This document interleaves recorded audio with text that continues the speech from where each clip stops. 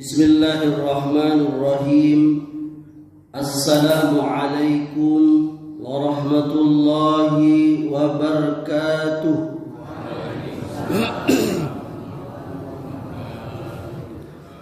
Alhamdulillah hamdan katsiran thayyiban mubarakan fi kama yuhibbu rabbuna wa yarda. Wassalatu wassalamu nabi rahmah wa ala alihi wa sahbihi wa man ittaba'ahum bi ihsanin ila yaumiddin wa ba'du. Ayahanda dan ibunda serta saudara dan saudariku, para pengurus dan jamaah Masjid Al-Ukhwah Kebon Beler yang kami cintai dan kami muliakan, mari kita lanjutkan pelajaran kita, pelajaran akidah.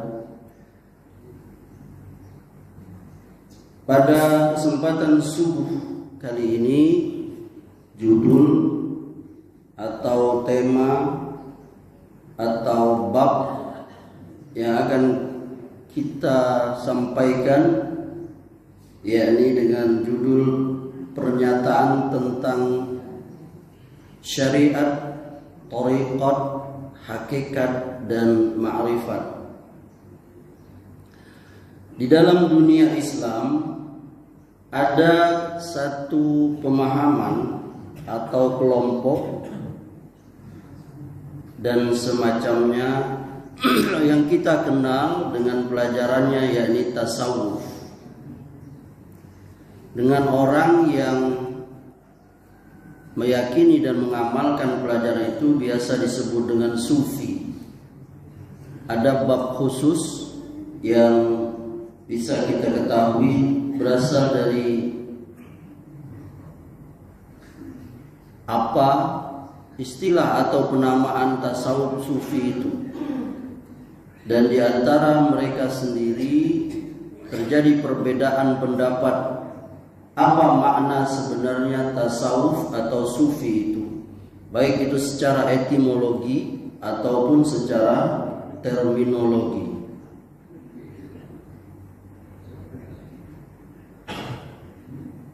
Ada pembahasan khususnya, tapi saya tidak akan masuk ke situ. Pembahasan kita ini berkaitan dengan akidah kita, yakni akidah Ahlussunnah wal Jamaah. Kata para ulama, kita cukup belajar akidah yang benar, maka kita akan tahu akidah yang salah. Cukup itu. Bagi orang awam cukup belajar yang benar, nanti dia tahu salah ini. Karena dia udah tahu patokan yang benar. Nah, kalau orang berilmu, para ulama misalnya, mereka mempelajari yang salah, yang menyimpang. Dalam rangka apa? Dalam rangka untuk membantahnya. Atau membongkar syubhat yang ada di kepala, di dada-dada mereka itu. Jadi, waalaikumsalam, ahlan wa sahlan jamaah Masjid At-Taubah. Kaget kita ya.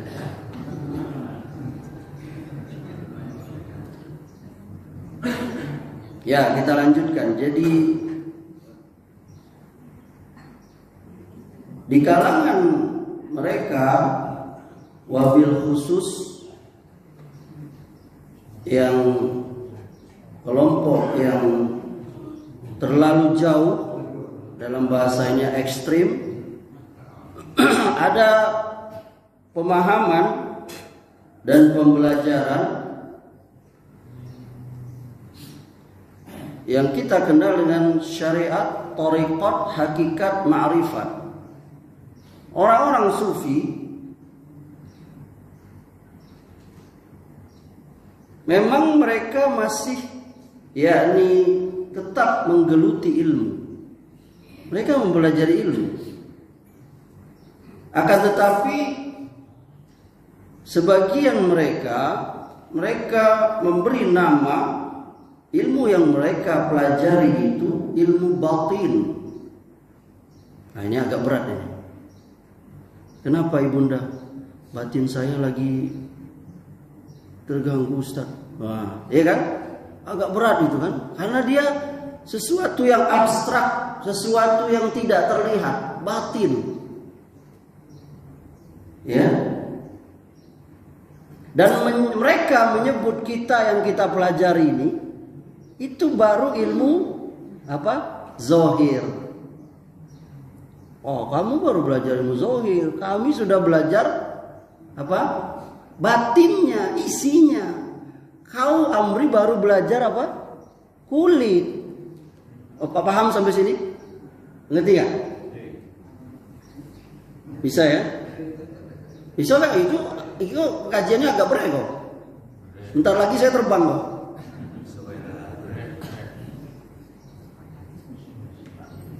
Nah, jadi begitu. Oleh karenanya, yang pertama, Waalaikumsalam. Iko kloter kedua.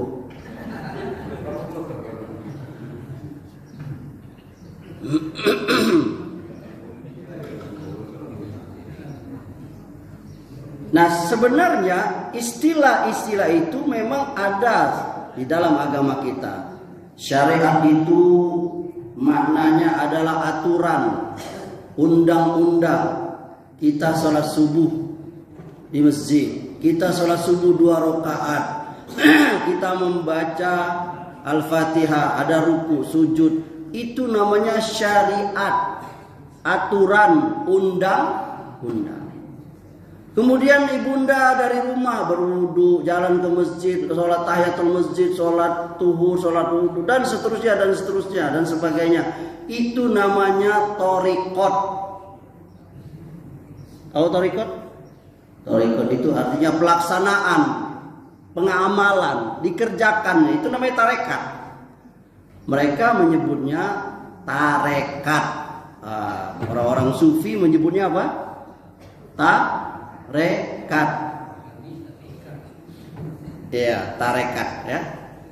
Mereka mengikat diri dengan berbagai macam yang mereka miliki. Kemudian ada yang namanya hakikat. Hakikat itu intinya. Itu yang saya bilang tadi, yang batin tadi itu. Kita sholat itu berdiri ruku. Itu ada batinnya. Apa makna berdiri, ruku, sujud, itu ada menurut versi mereka.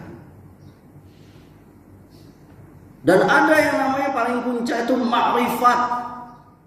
Wah, makrifat tuh kalau dalamnya buahnya itu, hasilnya itu, apa yang mereka sudah dapat, sudah mereka lihat itu. Kalau istilah saya itu apa ya? Kalau orang lihat misalnya syariat, kita tahu, wah ada yang namanya dalam masakan Minang tuh ada yang namanya rendang. Tahu? Itu syariatnya tuh rendang. Kita tahu, oh rendang. Rendang itu dibuat dari daging apalah, apa daging ayam, apa daging sapi atau sapi yang biasanya kan. Tahu itu syariatnya kita. Ada kelapanya, ada bumbu-bumbunya, itu syariatnya. Lalu oleh ibunda dibuatlah itu namanya tarekat.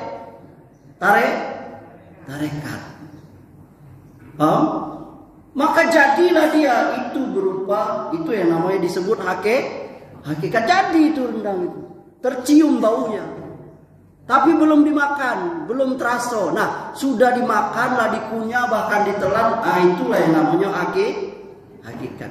Paham sampai ini bahasa saya aja supaya kita paham itu.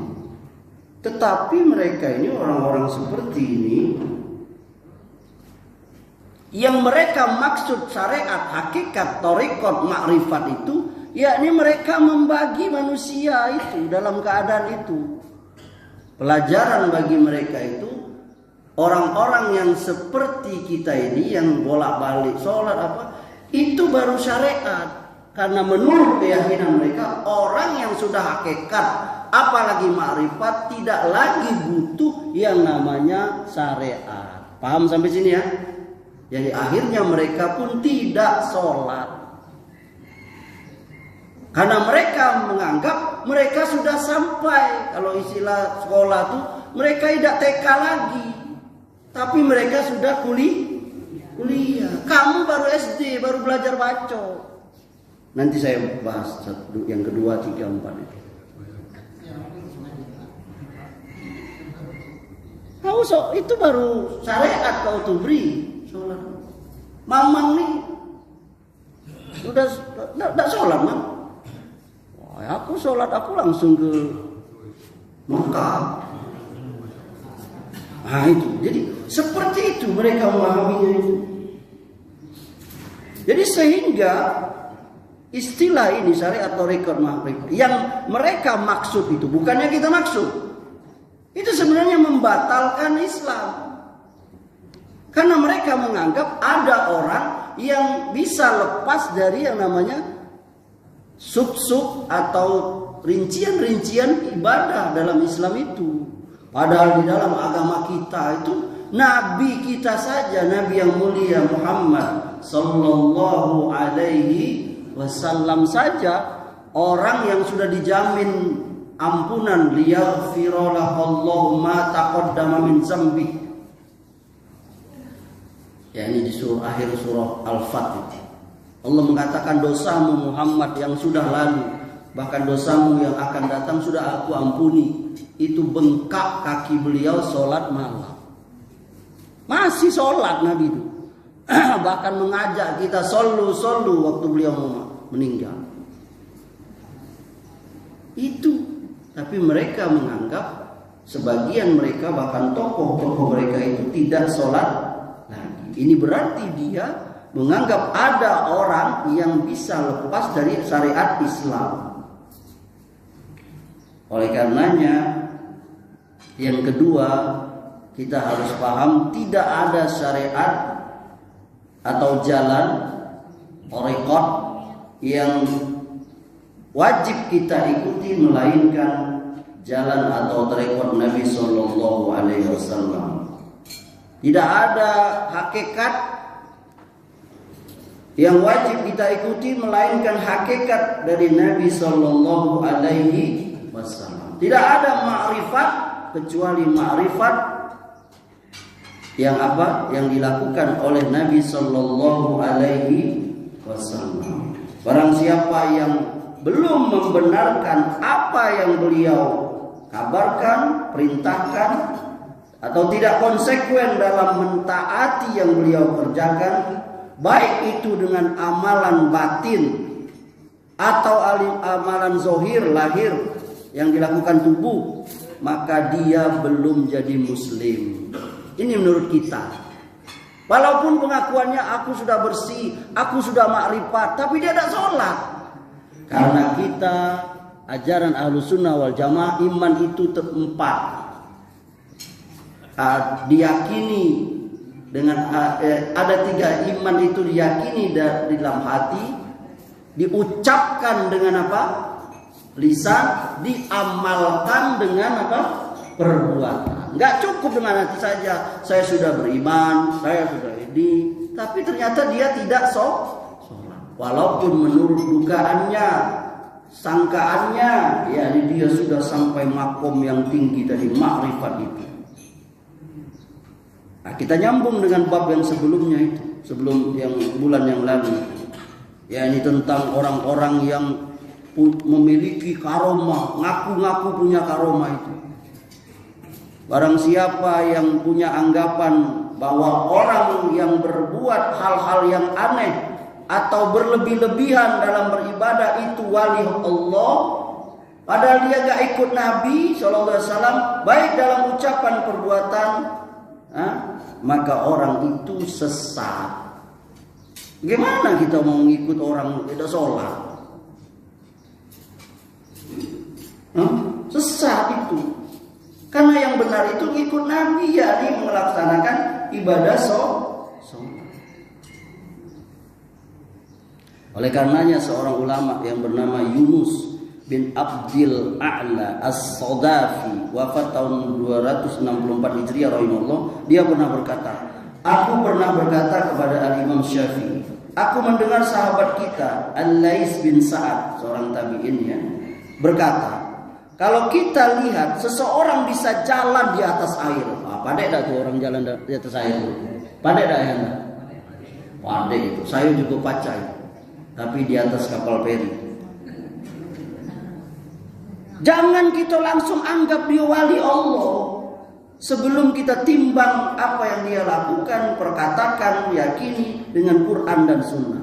Lalu kata Imam Syafi'i ditambahi, kurang itu kata Imam Syafi'i. Lalu Imam Syafi'i nambahin, kalau kalian saksikan orang bisa jalan di atas air, terbang di udara, jangan kalian anggap dia wali, dia lepas dari syariat. Jangan sebelum kalian timbang dari Al-Quran dan Sunnah.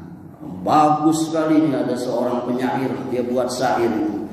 Iza ra'aita syakhsan qad yatiru wa fawqa ma'il bahri qad yasiru wa lam yaqif ala hududi syar'i fa innahu mustadrajun wa bid'iyyun.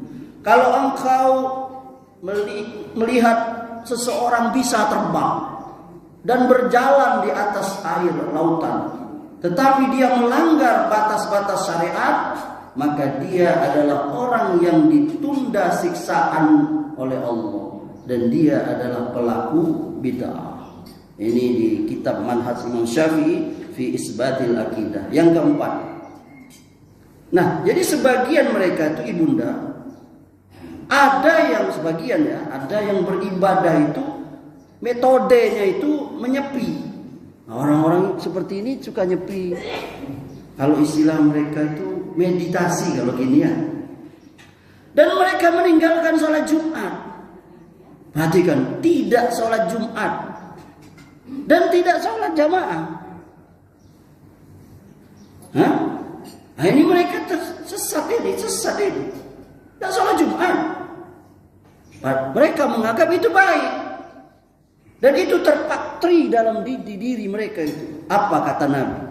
Padahal Nabi berkata, man taraka thalatha juma'in tahawutan min ghairi ghuzrin taba'allahu ala qalbihi. Siapa yang meninggalkan sholat berjamaah, sholat Jumat maksudnya, sholat Jumat berjamaah sebanyak 3 kali karena malas, bukan karena ada uzur sakit, safar, hujan, maka Allah akan menutupi pintu hatinya itu. Ini hadis dikeluarkan Ahmad, Abu Dawud, Tirmizi, Ibnu Majah, Nasai, Darimi, Ibnu Huzaimah, Ibnu Jarud, Ibnu Hibban, Al-Baihaqi, Hakim, dari sahabat Abul Jad Amr bin Bakr Ad-Damri radhiyallahu. Ini berarti riwayatnya mutawatir, banyak yang meriwayatkan. Dan Amri pribadi ayahanda punya pengalaman.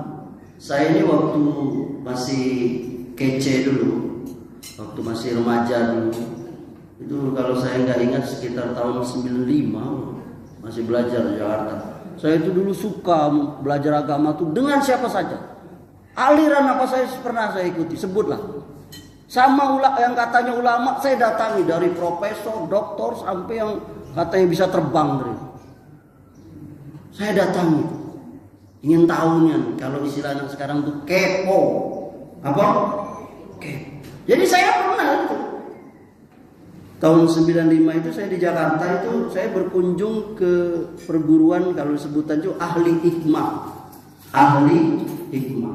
Di Jakarta Pusat itu ada perguruan, di situ banyak orang-orang. Nah, yang diulama kiainya itu, pimpinannya itu ya. Jadi ketika sholat Jumat waktu itu saya datang, saya datang masjidnya ada masjid. Saya tidak, mana kiainya itu, tidak usah saya sebut nama itu. Dia dipanggil abang, bang saya adalah bang fulan. Terus sampai masuk azan, malah yang khutbah atau imam itu orang lain, bukan kiai. Lalu saya selesai sholat, saya tanya dengan apa? Dengan muridnya, mana bang itu, kiai itu? Kok dia nggak ikut sholat Jumat? Oh, dia sholatnya di Mekah. Demi Allah itu saya masih waktu masih menggebu-gebu. Hah? Hebatnya berada di Mekah ya kan? Iya kata. Lalu mungkin ya semua keutamaan dari Allah Subhanahu wa taala. Akal saya main. Kok akal saya nggak nerima ya? Apalagi kalau zaman sekarang sudah ada internet, ada HP, mungkin saya lebih ini lagi. Waktu itu aja karena saya tahu cuman nonton di TVRI apa zaman itu tahun dulu. Itu biasanya sholat Isya itu kan, sholat tarawih itu jam 12 malam, ya kan? Ya tak? Berarti kita lebih cepat berapa? 4 jam, ya tak? Berarti kalau kita sholat Jumat di sana baru sholat duha, betul gak Ibu Ayanda? Ya kan?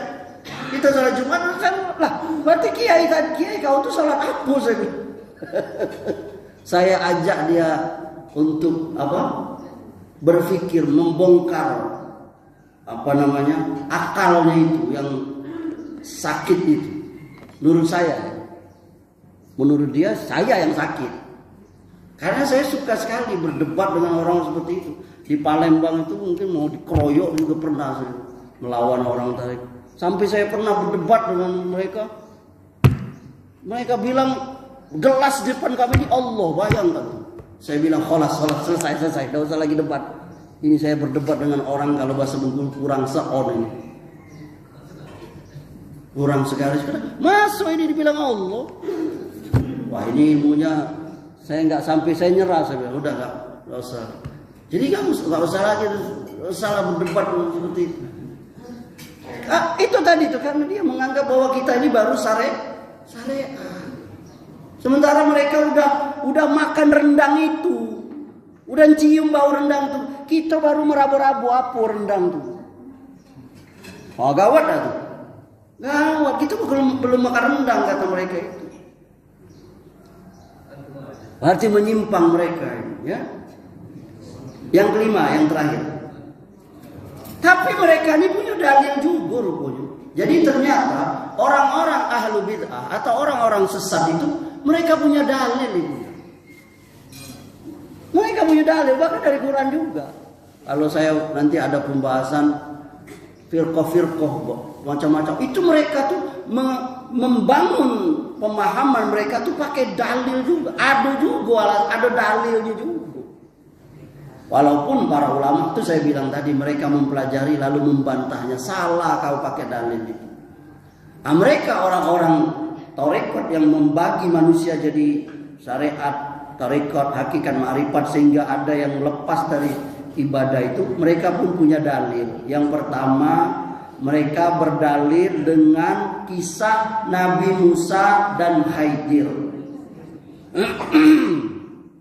Kisah Nabi Musa dengan Khidir. Ini ada di surah Al-Kahfi. Surah ke-18 ayat 64. Enggak apa-apa ya, dikit lagi ya. Apa kata ayat ini?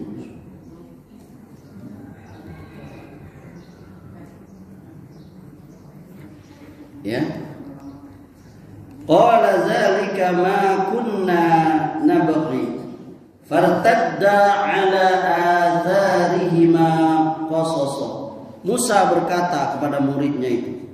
Setelah muridnya Musa itu berkata, tadi di situ lepas ikan tadi itu.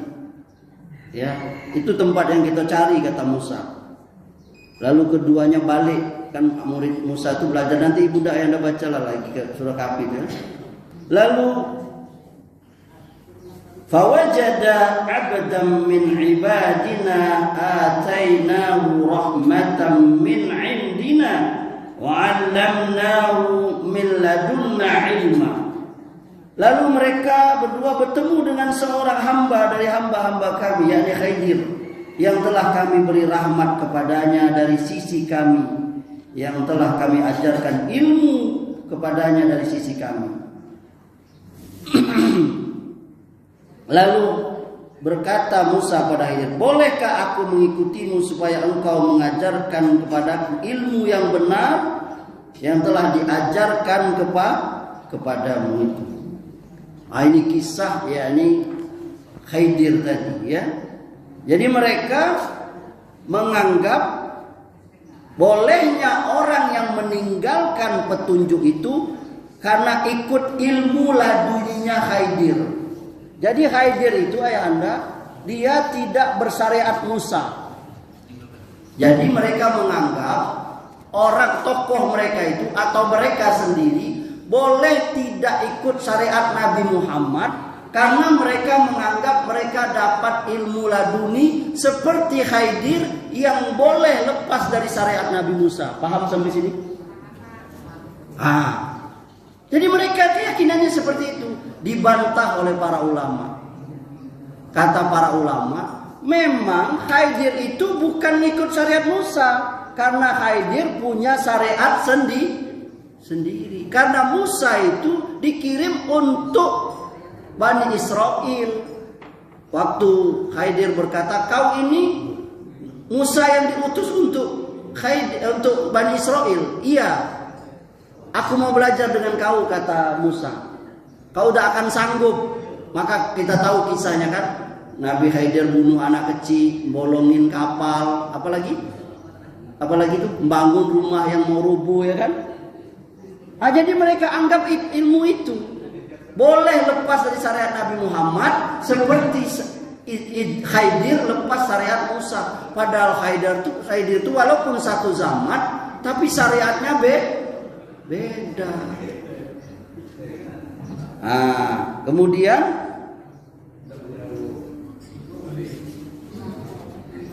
padahal andai kata Musa hadir juga, lau asbahtum Musa summa tabatumuhu wa taraktumuni la dolaltum, kata Nabi Muhammad. Andai kata Musa itu ada sekarang ini, Musa pun harus ikut aku. Jadi gak ada orang yang bisa lepas dari syariat Nabi Muhammad. Sampai Musa, Nabi yang azimah, Nabi besar, Nabi salah satu manusia yang diajak ngomong oleh Allah. Kurang apa lagi? Kita diajak ngomong oleh presiden, bangga bukan main, kan? Cetak fotonya mungkin 100. Ini diajak ngomong. Tapi kata Nabi Muhammad, kalau Musa turun dia ikut aku. Bukankah kita tahu akidah kita nanti akhir zaman Nabi Isa pun akan ikut syariat Nabi Muhammad. Dia lagi di atas langit. Sebagai tanda kiamat kubra besar, Isa turun, dia sholat 5 waktu sama-sama kaum muslimin di akhir zaman nanti bersama Imam Mahdi. Itu ada bab khususnya. Saya tutup yang kedua. Mereka berdalil dengan ayat terakhir dari surah Al-Hijr ayat 99. Wa'bud rabbaka hatta ya'tiyakal yakin. Sembahlah Allah hingga keyakinan datang kepadamu. Jadi orang-orang ini sebagian saya tidak menuduh semuanya.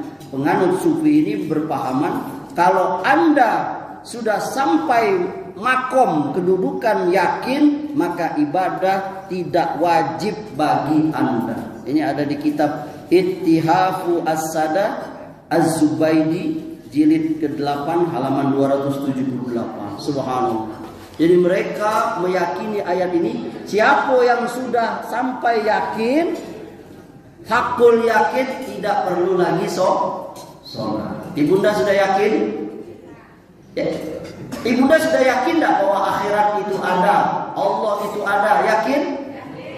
Tapi tetap sholat kan? Bahaya. Kamu sudah yakin. Tidak perlu lagi. Kau berarti belum yakin, Bri. Masih sholat, masih belum yakin kau. Kami sudah yakin. Kami sudah makan rendang itu. Maka kami nggak butuh lagi, karena kami sudah ainul yakin, hakul yakin. Ainul yakin itu ain, mata, sudah nengok nih dengan mata kami, benar-benar yakin. Barangkali itu yang bisa kita sampaikan. Wabil kesimpulannya adalah bahwa di dalam agama kita tidak ada pembagian seperti itu. Istilah syariat, thariqat, hakikat, ma'rifat ada dalam agama kita. Tapi dengan istilah itu membagi manusia, ada yang tingkat thariqat, ada yang baru tingkat syariat, ada yang sudah tingkat ma'rifat. Jadi lepas dari ibadah itu tidak ada, selesai. Itu kesimpulannya. Nanti bisa dibaca di buku-buku yang lain kalau yang ingin meluaskan. Salah satunya ini bisa juga baca, saya punya fatwa tarjih Muhammadiyah. Saya ulangi, ada juga bisa lihat fatwa tarjih Muhammadiyah jilid 2 yang saya miliki itu ya. Halaman 25-26, yakni dalam masalah bab wali tingkat tinggi gugur syariat. Itu silakan dibaca itu. Siapa yang punya buku itu silakan. Ya, ini salah satunya fatwa tarjih Muhammadiyah jilid 2 halaman 25-26 yang saya miliki itu pada bab masalah wali tingkat tinggi gugur syariat. Semoga ini bermanfaat. Semoga Allah Subhanahu wa taala memberikan kepada kita semua yakni pemahaman yang hak, pemahaman yang benar di dalam mengamalkan dan menyampaikan yakni agama kita ini insyaallah taala. Ada yang ingin bertanya atau ingin menambahkan, disilahkan. Kalau tidak ada, saya anggap berarti ayahanda dan ibunda berarti sudah bisa semua jalan di atas air, terbang dan sebagainya, atau menghilang berarti sudah sampai sudah ilmu ma'rifat. Ada? Ibunda ada? Nah, kalau nggak ada, alhamdulillah berarti udah sampai itu pelajaran sudah. Nanti bisa kita masing-masing pulang ke rumah terbang ya. Subhanallah, insyaallah tabaraka. Mari kita akhiri kajian ini yakni dengan kafaratul majlis. Subhanakallahumma wa bihamdika asyhadu an la ilaha illa anta astaghfiruka wa atubu ilaik. Wabillahi taufiq wal hidayah. Wassalamu alaikum warahmatullahi wabarakatuh.